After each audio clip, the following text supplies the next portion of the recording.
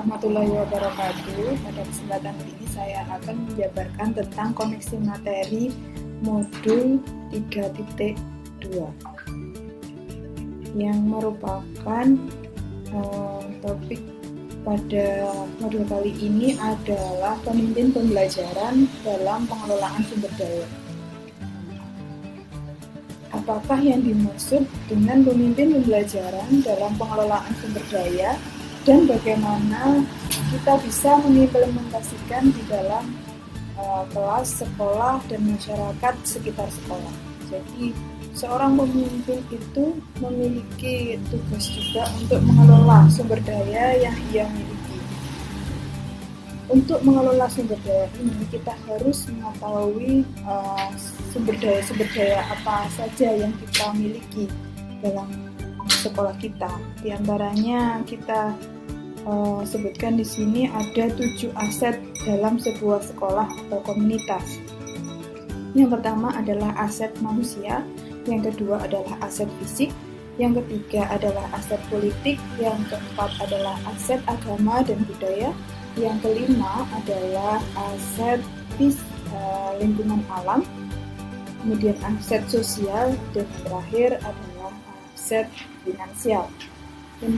Tentunya seorang pemimpin harus mengetahui bagaimanakah kita bisa memanfaatkan ketujuh aset yang merupakan modal kita untuk membuat sekolah kita lebih maju dan lebih optimal. Dengan kata lain, di sini kita bisa memaksimalkan semua aset, tidak hanya satu aset saja yang kita perhatikan.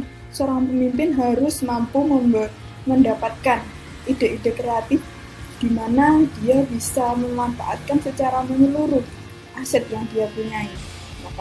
Maka dari itu diperlukan adanya analisis secara mendalam sehingga kita bisa mengambil aset-aset yang baik, dan juga meskipun sesuatu yang terlihatnya mungkin adalah suatu kelemahan, nantinya bisa kita cari di dalamnya suatu kekuatannya juga. Contoh dari aset manusia di sini adalah guru di sekolah, kemudian siswa, dan juga tenaga kependidikan. Guru di sekolah memiliki kualitas diantaranya adalah prestasi guru dan juga pendidikan guru, kemudian jumlah murid, heterogenitas murid, dan juga kecakapan dan kreativitas kepala sekolah, tim pengembang sekolah, dan juga wali murid yang mendukung kegiatan sekolah. Kemudian untuk aspek sosial adalah diantaranya contoh beberapa kerjasama yang dilakukan di sekolah kami adalah diantaranya kerjasama dengan wali murid, paguyuban wali murid, Koramil, Polsek, Puskesmas, dan juga pemuka agama, Visip juga ada juga kerjasama dengan berbagai komunitas yang ada di lingkungan sekolah maupun baik secara regional, nasional maupun internasional. Yang kebetulan kami tergabung dalam komunitas STEM Indonesia, tergabung juga dengan bekerjasama dengan Senior Kitab in Science dan juga Bridge. Kemudian untuk modal politik bisa kami berikan contoh bahwa seorang kepala sekolah memiliki modal politik di mana dia memegang suatu kebijakan yang nantinya bisa memprioritaskan keunggulan sekolahnya, sehingga di sini modal politik itu adalah sangat berpotensi untuk digunakan seorang kepala sekolah di mana dia adalah pemegang keputusan yang tertinggi di sekolah tersebut untuk mengembangkan sekolah ke arah mana. Jadi hal tersebut sangatlah berpotensi seperti itu untuk dikembangkan. Kemudian yang keempat adalah modal agama dan budaya. Tentu saja sekolah kami yang berlatar belakang pondok sangat sangat memiliki banyak sekali model agama yang bisa kami kembangkan, baik di lingkungan sekolah, lingkungan sekitar maupun kepada wali murid. Di antaranya siswa terbiasa melakukan apel pagi yang di dalamnya bervariasi kegiatan-kegiatan aplikasi keagamaan, di mana siswa-siswa bisa membaca buku aplikasi keagamaan di halaman sekolah. Di sana kita terapkan surat-surat yang akan dibaca, surat-surat dalam Al-Quran seperti itu, dan ada yang dikategorikan juga sebagai siswa yang memiliki kemampuan untuk tartil, ada kelompok sendiri, itu juga qiraah. Dalam kegiatan-kegiatan aplikasi keagamaan tersebut dibagi menjadi beberapa minggu. Ada minggu di mana mereka bisa melakukan kegiatan sholawat dan juga istighosah seperti itu. Kegiatan-kegiatan aplikasi keagamaan yang lain juga secara terinput ke dalam keseharian kita sebagai murid-murid di sekitar pondok pesantren yang menerapkan kultur kepesantrenan. Kemudian secara fisik, keuntungan kami atau aset-aset kami dalam sekolah yang bisa kita gunakan untuk pengembangan sekolah, diantaranya kita punya gedung sekolah terdiri dari 2 lantai, ada juga yang 3 lantai, ada 2 gedung yang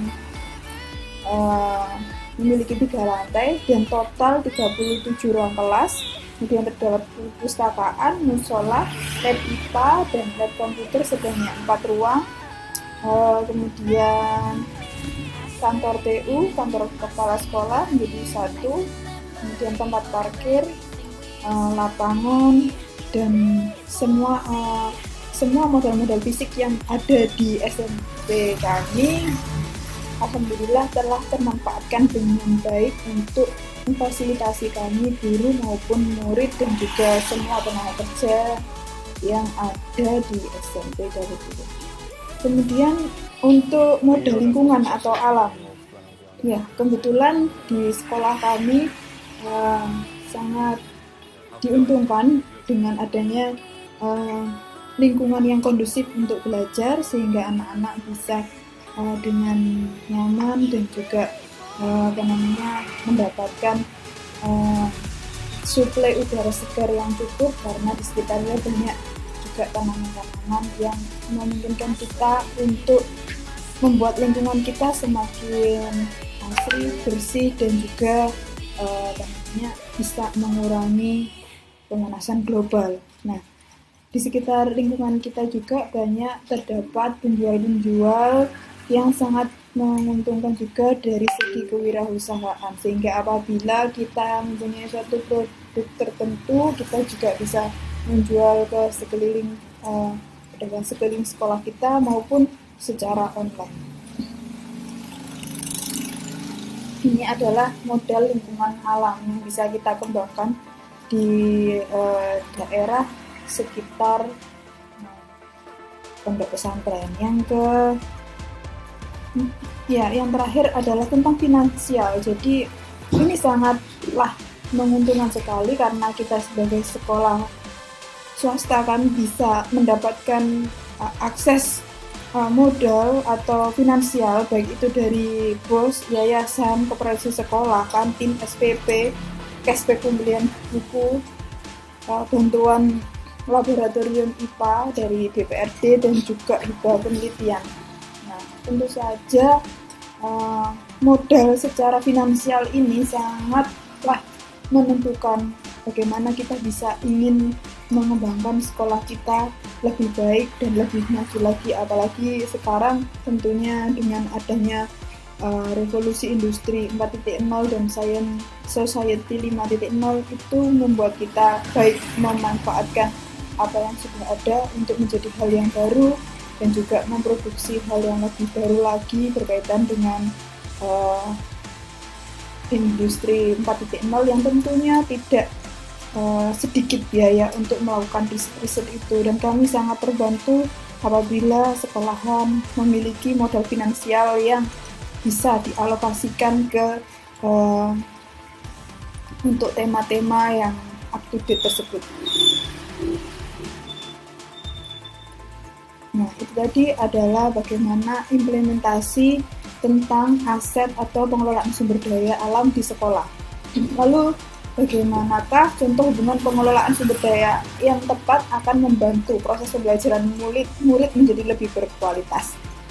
Jadi dengan kita mengenal tadi bermacam-macam aset yang sudah kita sebutkan, maka kita bisa mempunyai banyak cara untuk selalu memberikan yang terbaik dan menyadari bahwa kita punya modal itu untuk mengembangkan dan memajukan sekolah dari segi semua, baik segi manusianya, segi fisik, segi lingkungan, dan segi sosial, semuanya saling membantu apapun itu program sekolah, karena mereka saling terintegrasi. Untuk sebuah lomba saja kita bisa bayangkan di situ ada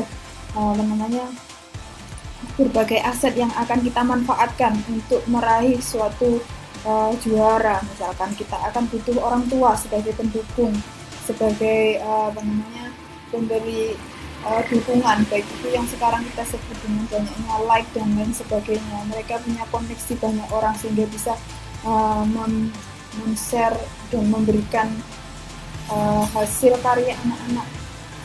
Di sisi lain kita meminta ataupun memberikan hasil karya anak-anak ke masyarakat luas, dan mereka memberikan feedback berupa banyaknya like yang diberikan ke video project anak kita tadi.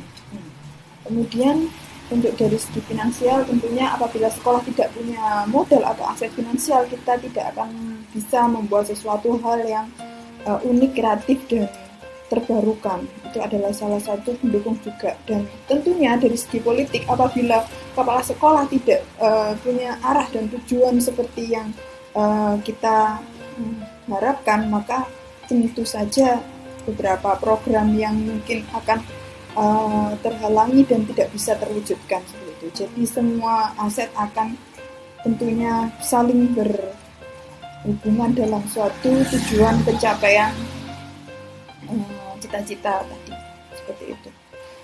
Nah, kemudian pertanyaan selanjutnya, contoh bagaimana materi ini juga berhubungan dengan modul lainnya yang kita dapatkan sebelumnya selama mengikuti pendidikan guru penggerak. Nah, tentunya materi tentang pemimpin pembelajaran ini sudah didukung dengan rentetan dari beberapa topik yang ada sebelumnya. Kita dituntun untuk sampai ke tahap di mana seorang pemimpin akan tanggap dan aware seperti itu dengan sumber daya yang ia punyai. Sebelumnya kita sudah belajar tentang bagaimana seorang pemimpin mengambil keputusan. Nah, dengan kemampuan tersebut, maka kita bisa dengan bijak juga akan menentukan langkah kita untuk memajukan sekolah, mengoptimalkan sekolah melalui pengelolaan sumber daya yang kita punya, aset atau sumber daya yang kita punya. Kemudian yang terakhir adalah bagaimana hubungan antara sebelum dan sesudah saya mengikuti modul ini, serta pemikiran apa yang sudah berubah dari diri saya setelah saya mengikuti pembelajaran modul ini.